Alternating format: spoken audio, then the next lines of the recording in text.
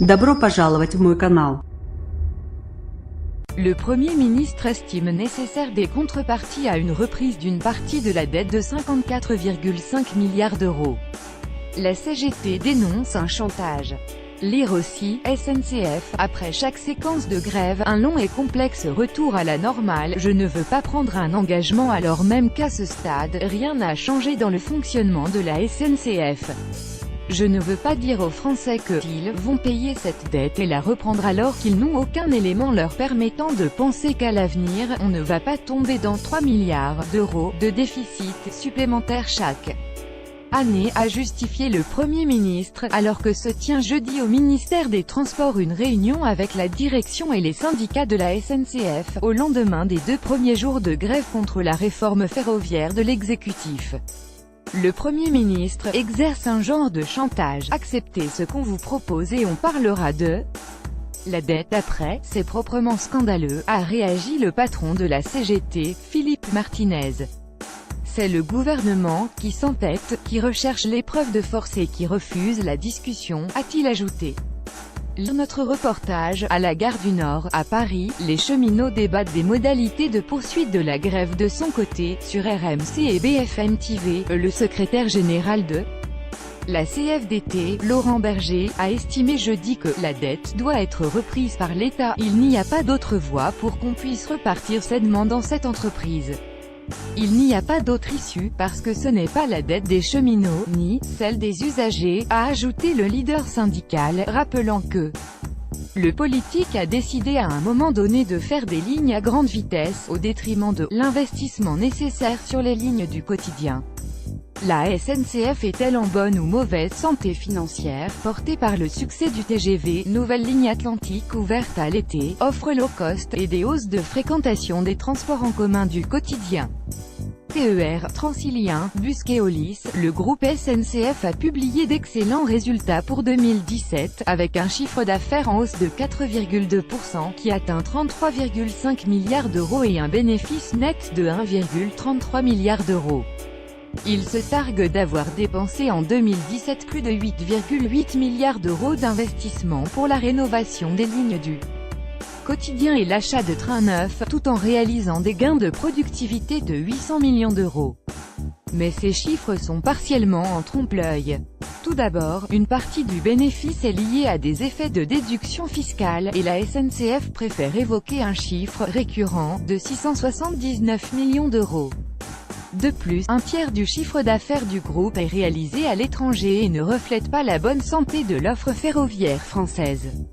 Mais surtout, ces résultats sont plombés par un endettement colossal, qui s'accroît d'année en année, et atteint désormais 54,5 milliards d'euros. Il est supérieur au premier budget de la nation, celui de l'Éducation nationale.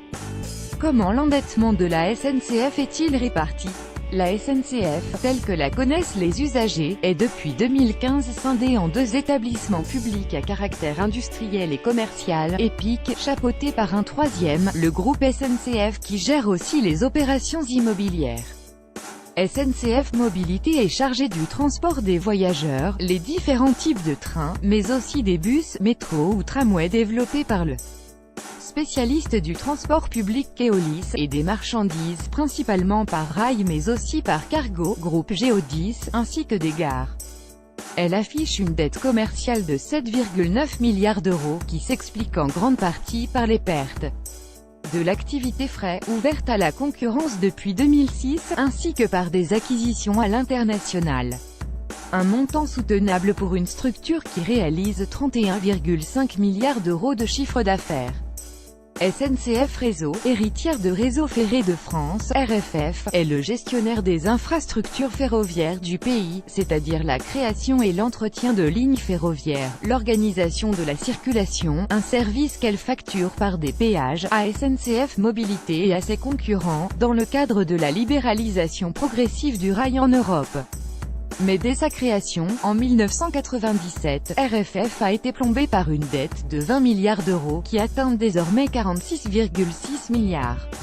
Et dont les seuls intérêts coûtent plus de 1 milliard d'euros chaque année, pour un chiffre d'affaires de 6,5 milliards d'euros.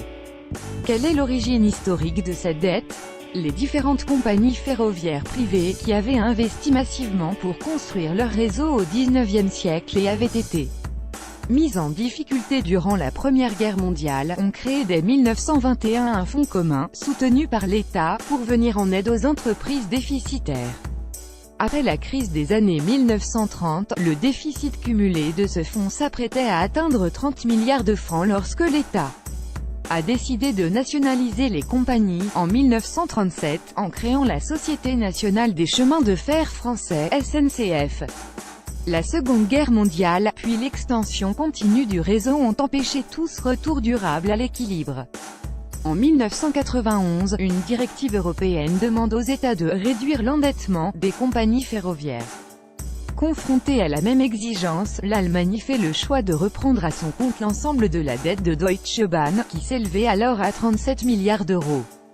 Un service annexe d'amortissement de la dette, qui n'apparaît ni dans les comptes de la SNCF ni dans ceux de l'État, la France choisit plutôt de transférer une partie de la charge financière de la SNCF en créant un service annexe d'amortissement de la dette, SAAD, qui n'apparaît ni dans les comptes de la SNCF ni dans ceux de l'État, comme l'explique un rapport sénatorial de 2005. Le même mécanisme se poursuit lors de la création de RFF, qui récupère les 2/3 de la dette de la SNCF. Toutefois, ce n'est pas la seule raison pour laquelle RFF, devenu SNCF Réseau, a doublé son endettement en 20 ans. Pourquoi l'endettement continue-t-il d'augmenter? Dès l'origine, RFF était déficitaire, car le montant modique des péages réglés par la SNCF ne couvrait pas le coût de maintenance, de rénovation et de développement du réseau. Les tarifs ont été progressivement augmentés, mais ce déficit structurel persiste, expliquant environ une moitié de la dette de RFF, selon un rapport de 2014. Depuis 5 ans, l'accélération de l'endettement est due en grande partie au projet de développement des 4 dernières LGV, le prolongement vers Strasbourg de la LGV Est, celui vers Bretagne Pays de la Loire, le contournement Nîmes-Montpellier, la LGV Sud-Est Atlantique vers Bordeaux. L'État actionnaire, également donneur d'ordre, a incité à créer sous la pression des régions des lignes à grande vitesse non rentables ou à acheter des trains pour soutenir l'industrie ferroviaire. Or, comme le note un rapport d'information parlementaire de 2016, et la construction de ces LGV est devenue de plus en plus cher, 4,9 millions d'euros actuels du kilomètre pour Paris-Lyon en 1981, contre 23 millions sur Tours-Bordeaux en 2015.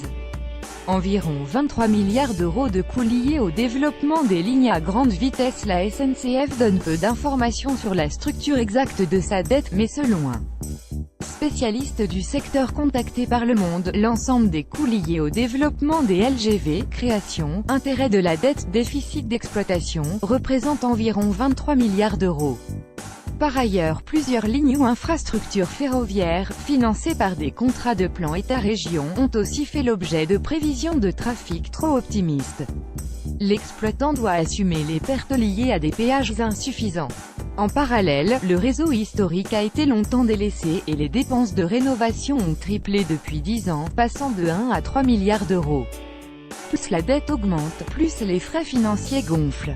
Ainsi, chaque année, SNCF Réseau paye entre 1,1 et 1,3 milliard d'euros de frais financiers, ce qui aggrave à long terme la dette. En 2014, une règle d'or a été fixée pour limiter les investissements de développement. Elle impose que le rapport entre la dette financière nette et la marge opérationnelle ne dépasse pas 18. Au-delà, les dépenses doivent être financées par l'État ou par les collectivités locales. Mais ce ratio, qui s'établissait plutôt à 23 dans les derniers comptes, n'a jamais été vraiment appliqué. Ainsi, malgré cette règle d'or, le financement du CDG Express, entre Paris et l'aéroport de Roissy-Charles de Gaulle, sera assumé par SNCF Réseau. Quelles sont les solutions envisagées? Le problème de la dette et de son éventuelle reprise par l'État n'est pas nouveau, il figurait déjà en toile de fond du conflit social de 1995. Dès 2007, le SAAD a été considéré par l'INSEE comme une administration, et a ensuite été repris par l'État. En 2014, les organismes de comptabilité publique INSEE et Eurostat ont décidé de requalifier une partie de la dette de SNCF Réseau en dette publique, car la structure était dépendante des financements publics. Officiellement, l'État détient donc déjà plus de 10 milliards de dettes SNCF.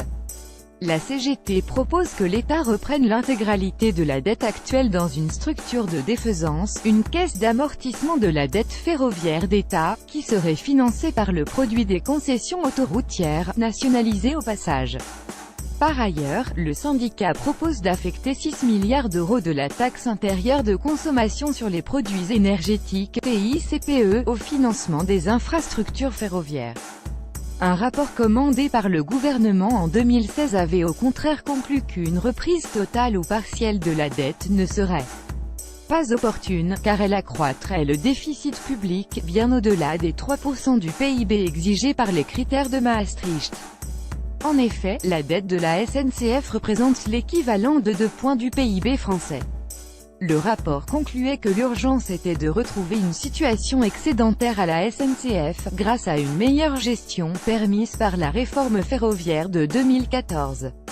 Cette même idée a été déclinée par le gouvernement actuel, lors de la présentation du nouveau projet de réforme. Le ministre de l'économie, Bruno Le Maire, a ainsi déclaré « La priorité, c'est transformer la SNCF, la rendre plus compétitive, dégager des bénéfices au bout du compte. À la fin de cette transformation, nous pourrons envisager que l'État reprenne la dette de la SNCF. » Dans les ordonnances présentées le 14 mars, la question de la dette n'est pas évoquée.